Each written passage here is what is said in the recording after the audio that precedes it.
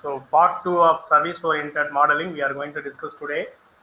Before that, respond for this question. It's very simple.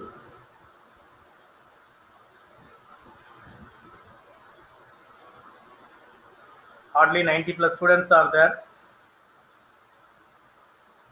Respond answer for this question.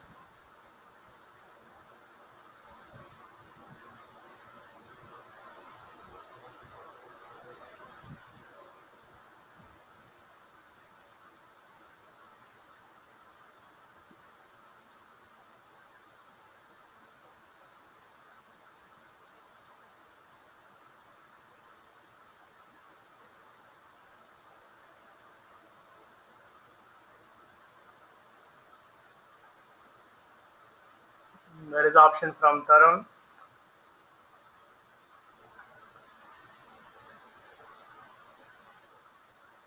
Any other options that who want to represent?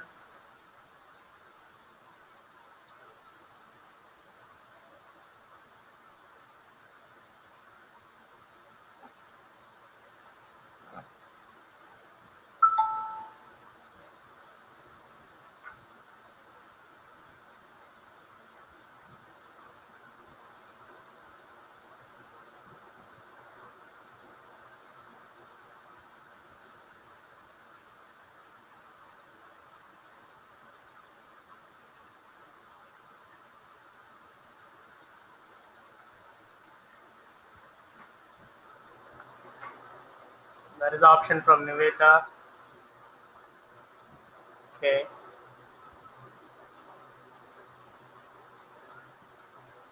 So the best option would be Niveta's answer.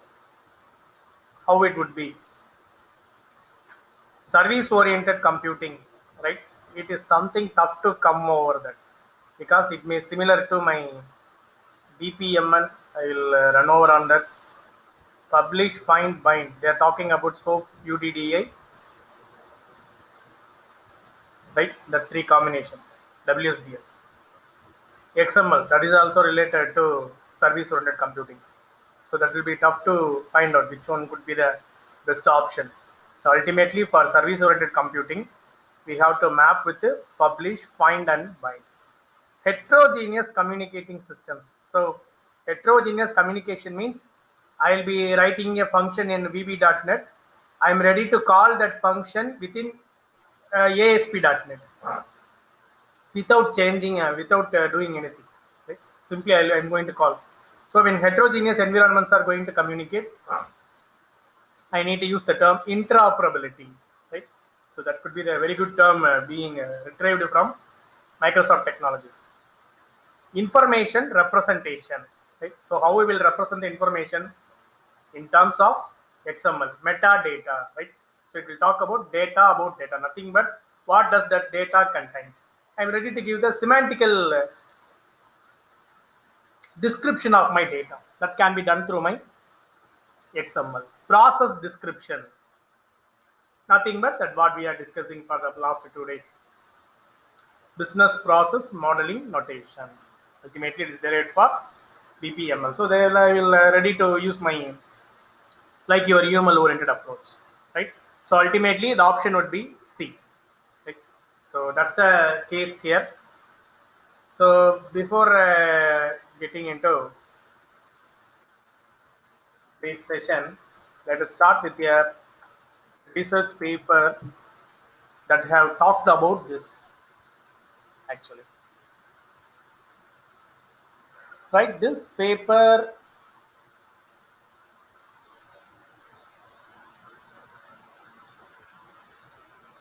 what are all the various approaches are available, modeling approaches are available, right? The next generation of SOA that you must know, right? Microservice architecture. It came on implementation, right? So even if you take the microservices are being provided by Kubernetes, right? So even you can create your own microservice, not only using already available tool, you can create your own microservice also, right? So when the range of fog computing is carrying over on that without moving for the cloud, I am ready to take the data from the fog itself, or I am ready to use the functionality from the fog itself. So in those cases, microservice architecture will play a vital role. Okay, so that could be the case here. They want to give over on that. But this paper is purely talking about the approaches what they have followed in the microservice architecture. But the literature survey, what they did for this paper is completely they are concentrating with it. For SOA, what are all the modeling approaches are available, how they have compared, right? So that's what the major discussion they did on this paper. That's the reason why I chose this paper to discuss. Okay, uh, microservice architectures are ready to float in the environment, not only for one business, even for our ESB, right? Even for enterprise service bus, it is ready to move forward. Right? And one more thing, for SOA, you have to build up the framework, right? So the framework could be, it would not be reusable for other environment. That is the reason why model-driven development is being uh, focused as a disadvantage of SOA. That is the reason why you create a framework, but I could able to reuse my microservice. That's what they want to stress it over here. Right? So here, I'll show you a table. The table will discuss about the. So remember that the service layers available in SOA is being provided by Object Management Group, OMG, right? Whatever related to SOA will be approved and provided to us by Object Management Group. It is the subset of W3C. It is a subset of W3C. And see here, yes, here it is going to come. Here they are ready to distinguish your what are all the parameters that will make us to move for the approaches. Okay. So when I'm coming for my SOA, the term called service granularity, we have seen this term while we are ready to work with our principles of SOA, right? So you could able to bound here with what are all the related domains? Could I able to cluster it? Is it possible for me? No. That could be the major drawback that service granularity is being focused on. Okay. Second one is interface abstraction. It is nothing about message communication or messaging. Interaction of services with the consumers using different message formats, right? That could be enabled by the ESB, right? Already I have shown you ESB while I'm talking about service-oriented architecture principles, characters, and benefits, right? That I have shown you. So that will help me. But the drawback on MSA that I have to use the same format structures. But this is the one which highlights my SOA that I could able to use my interface abstraction, right? So for SOA, the protocols are being supplied by ESB itself. Okay, so that could be the major term. Inter-service interaction. I have different levels of SLIP. Service level interaction patterns are available for me, right? So that could be the added case that we are ready to work with. Extra service interaction, right? That what I'm going to communicate outside my ESB. In those cases, they will supply you APIs, but in SOA, I don't have such type of SOAs. A very simple example, right? A very simple example that you could able to check with this even in IBM Watson Studio. If you have created if you have created a service, you can make that service as a extra service interaction. For example, I want to share the thing here. I have developed a simple chatbot using IBM Watson Studio that can be accessed as a extra service interaction. Okay, that can be accessed as a extra service interaction. Right. So this one is somewhat slow. Show you. Yes.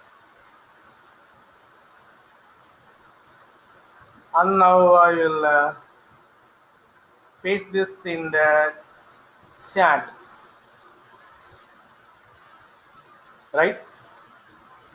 You could check with this. Like now the things are completely. It's an example for extra service interaction. Okay. For example, if I'm ready to access this,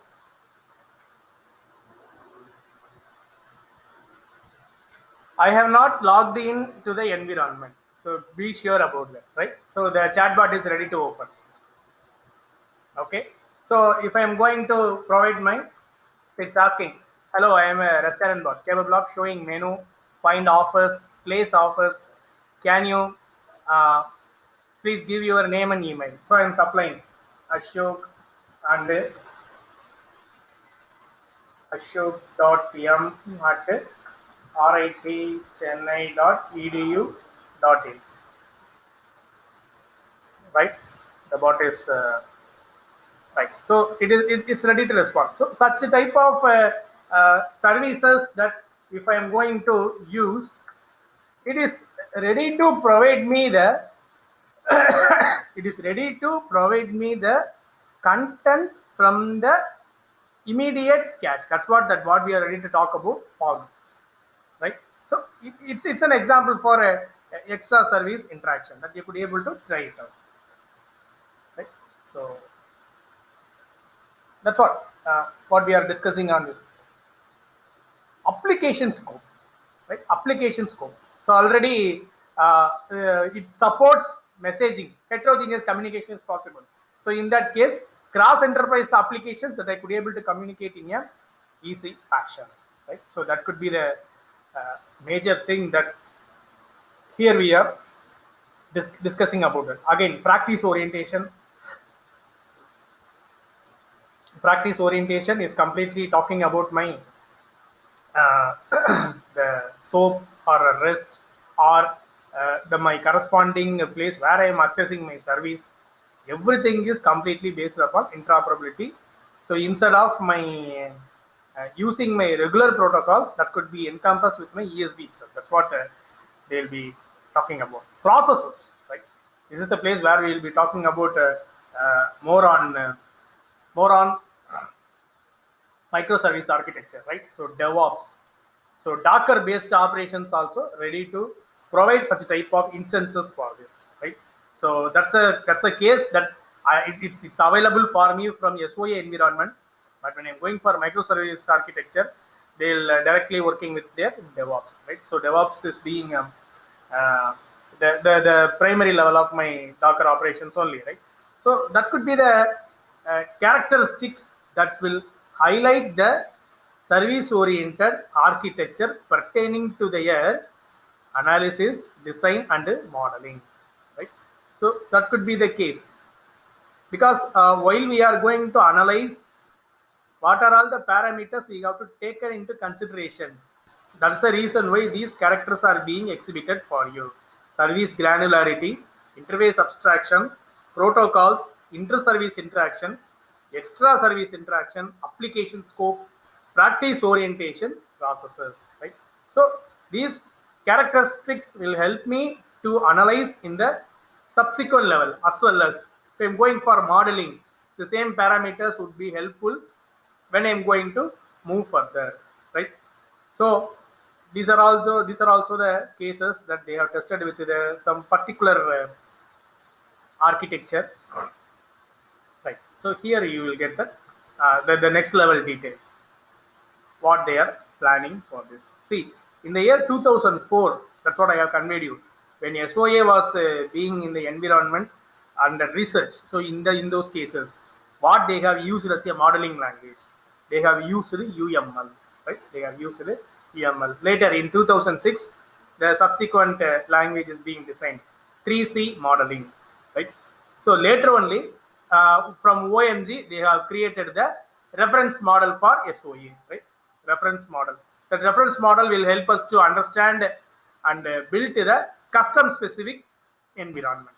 So like our OSI layer, right? Already I think the reference model I have shown you while I am teaching you the second unit, right? So that's the case. Next, they are ready to incorporate XML in the environment. That's what they are mentioning. A platform independent model for service oriented architecture. That's what they came for this MDA. So that's the approach that they have followed. So then the introductory level of our XML, which was pure completely flourished in 2007. See, uh, they are using XML as a component till 2007. From 2007, the entire SOA environment was built using XML.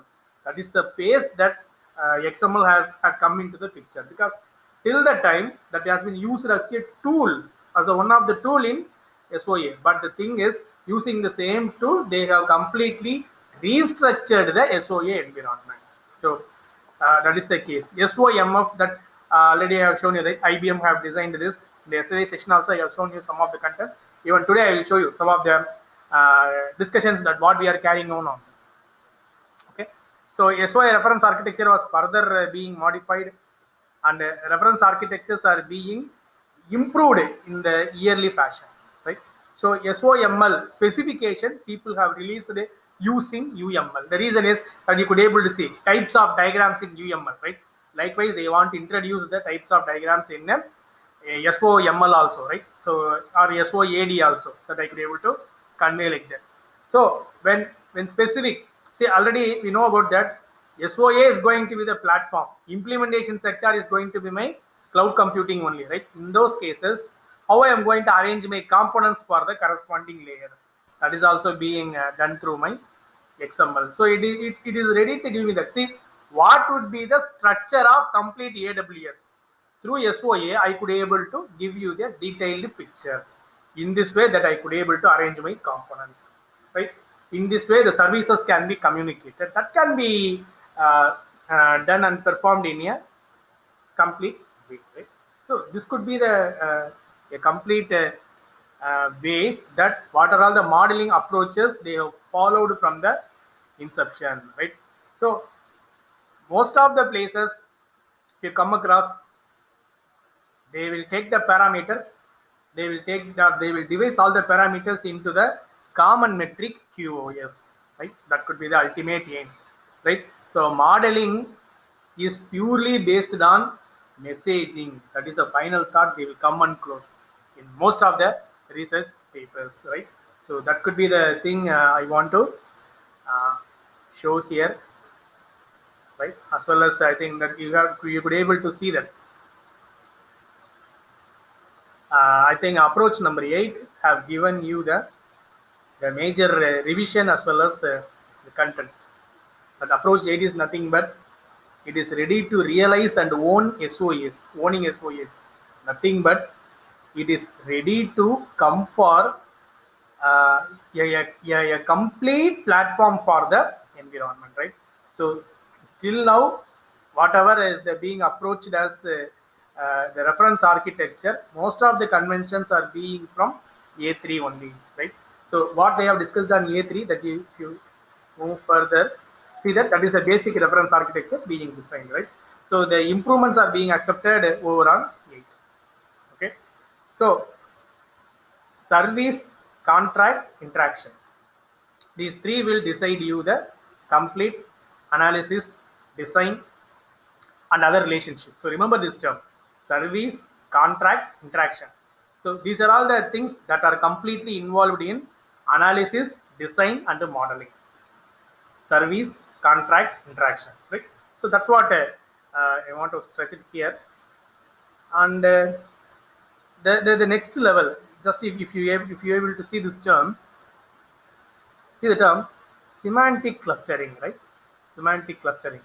This is something what we are doing mathematically in our machine learning or deep learning. But here, semantic clustering that could be done with the power of XML itself, right? I could able to cluster the similar messages. I could be able to cluster the similar services using semantic clustering. That's what the that was the main takeaway for uh, Microsoft architecture from SOE. Right? So that could be the major thing that had been carried out from the development. Right? So I think they have tested. See, based upon their services, how they have based upon the parameters data service operation. So how they have designed for the case study what they have followed, right? So that could be the cases, and see that what are the clusters that they have created. See that all are completely related to service oriented architecture only. See that application service, these are all the things that you have come across in your WSDL. Some of the terms are in WSDL. Remember WSDL tags. Okay, so some of the terms that you have remember in WSDL tags completely based upon your WS messaging, WS reliable messaging, right?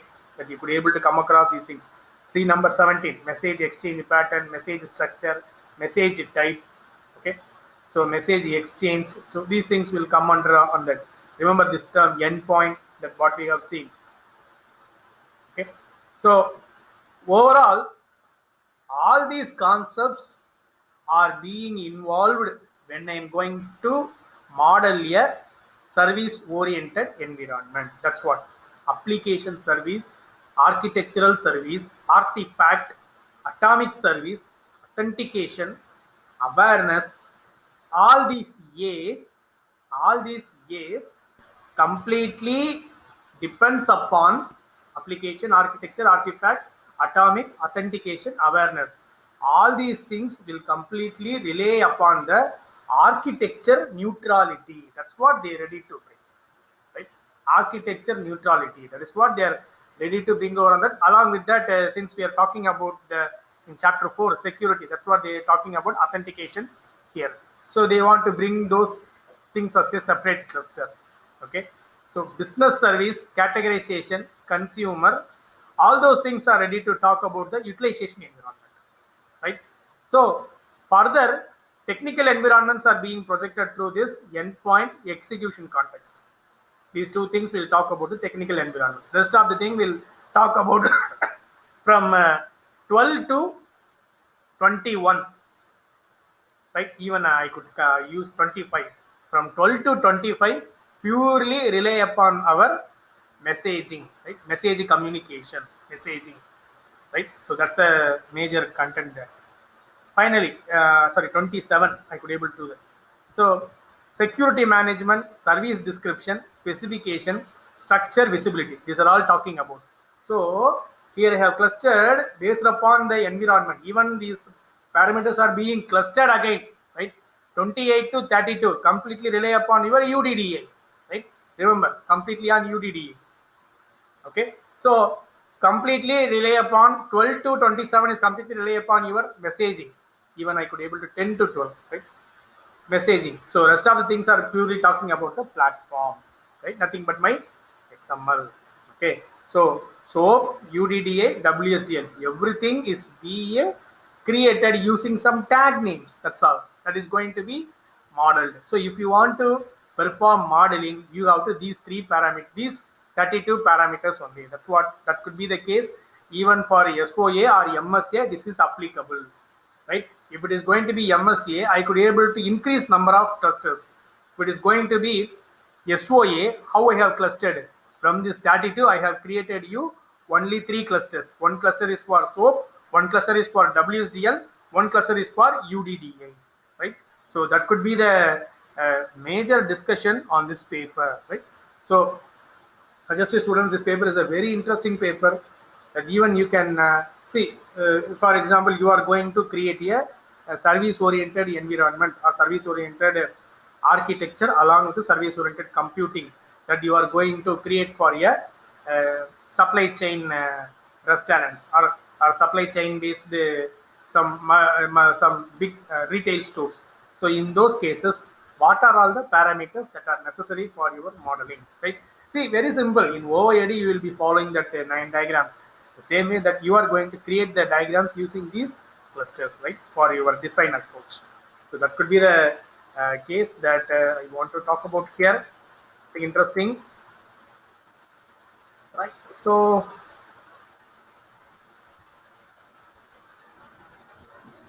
continuing with that, right? So these are all the things can be used, right? It can be used.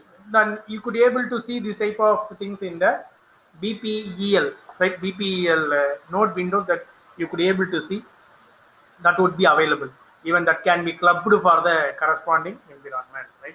So collaboration, composite service, enabling technology, information model, message, node template, node type implementation, participant, provide port, service component. Again, see, if we take out all these things, again they will come and fall within these three clusters only. So UDDA, WSDL, right? So in those things, see, while you are going to do modeling in your object oriented environment, you will concentrate on functional requirements alone. But when you are going to do modeling in SOA, you have to concentrate both functional requirements as well as non-functional requirements. That is the major thing that here we are going to talk about this, right? Non-functional requirements are nothing but the things which are completely based upon services. Functional requirements are nothing but what are all the major business logic that we have to concentrate, right? So that's what the major two use cases that we have to think about in SOA, right? So that's what the thing on this. Even I will share this paper today while I am uploading the today's PPT, right? So it would be, and I want to convey you interesting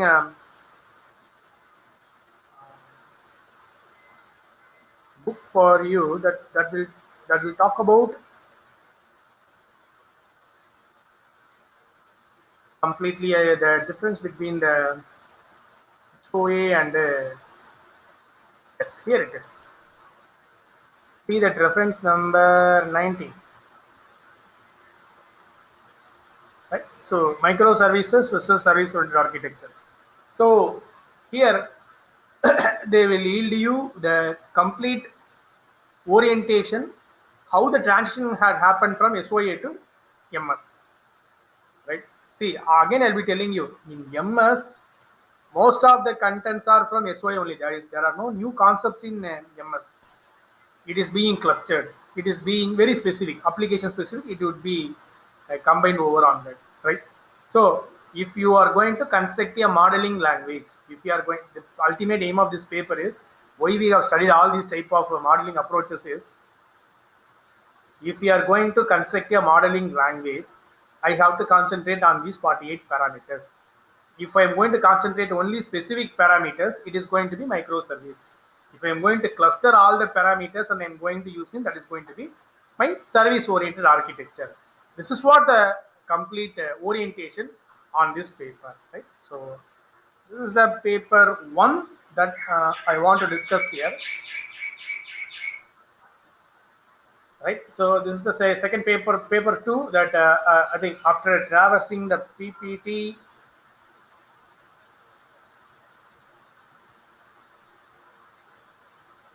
we will come over here, right? So yesterday we have discussed more on this, right?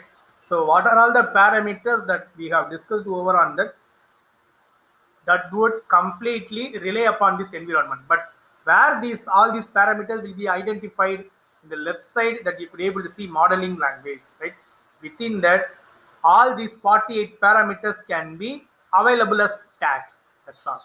Using the tags, I could able to manage those environment, right? So that's the major thing that I want to talk through this diagram,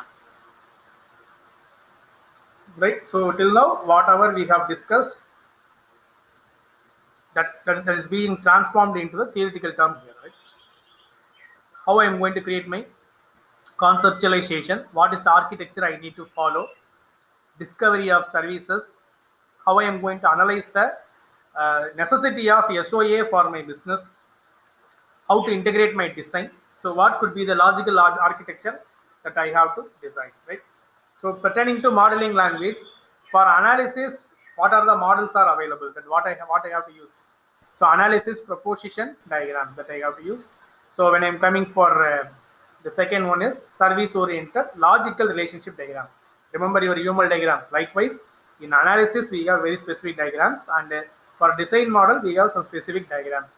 So using that, I have to design the corresponding use cases. That's what here. So service-oriented business integration diagram. Remember this diagram names, right? So, but while you are going to use your BPMN or BPEL, that these things will be available as a menu, right? Analysis model diagrams, everything will be available as in the container. Just plug and play, drag and drop, that you could able to use it. Service oriented logical composition diagram, and so SOBID, SOLCD, so service oriented diagram. So all these diagrams are responsible for the analysis phase and design phase pertaining to modeling, right? So modeling consists of these things: analysis and design. That's the reason why in our syllabus they have given analysis, design, then they come for modeling. But we don't have any blind theories on analysis and design. Once we start learning about modeling, what are all the analysis parameters that we can include? What are all the design parameters that we can include? I have introduced all these parameters through the research paper. Okay, that can be transformed into the corresponding content here. That's it, right? Architecture model, right? So these are all the architecture model that I have to follow: conceptual architecture, utilization diagram, transaction directory diagram for logical architecture. So these are all the models that you need to remember, right? Analysis model, design model, architecture model. So these are all the things. Likewise, I have some patterns also. How I have seen my service level interaction pattern in SOA. In service-oriented computing, these are all my patterns: discovery and analysis roadmap patterns, service identification patterns, service categorization patterns. This is the place where the process of clustering will happen.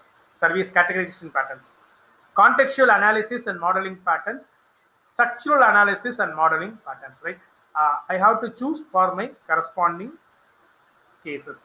Once we familiarize with the tool, I think the very good certification for this paper is IBM 699. Now it has been renamed as IBM 9150-699, right?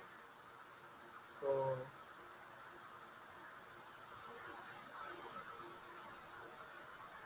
yes, I could type here.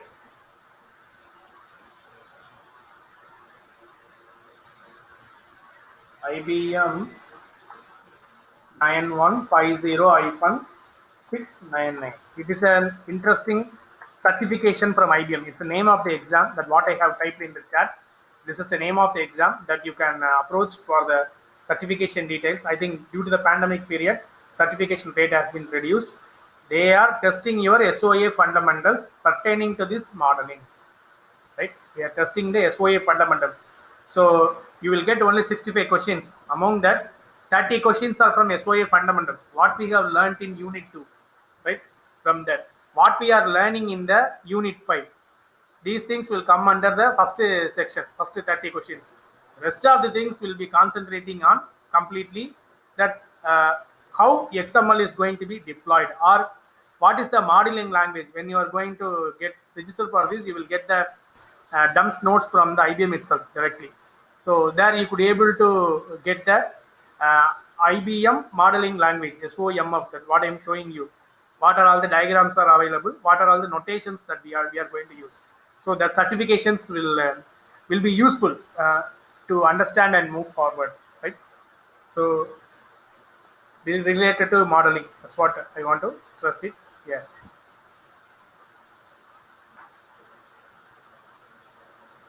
So this is the modeling styles that, see, this will be available as icon. So how the services are need to being communicated, how my functional requirements and non-functional requirements are need to be communicated, arrangement, or that we could able to say that a very good term, orchestration and choreography, that can be done through this SOMF styles. So there are 4 styles are available: network, circular, star, hierarchical. You have an implicit meaning is there. Network, you could able to see that is a relationship or hash a relationship, right? So that it is going to be your inheritance or it is going to be your aggregation. That could be the major piece, right? So star, that is going to talk about your types of relationship on MSTN, 1:M. So depending upon the 4 types of relationship that I could able to move forward. Circular and hierarchical, that is they are ready to move for the complete reusability of the existing services. Right? I'm going to add up a service with the existing service. In those cases, these types of styles can be followed. So you have to choose the corresponding style on this, right? So by this, I will stop here. If you have any queries, you can post it in the chat.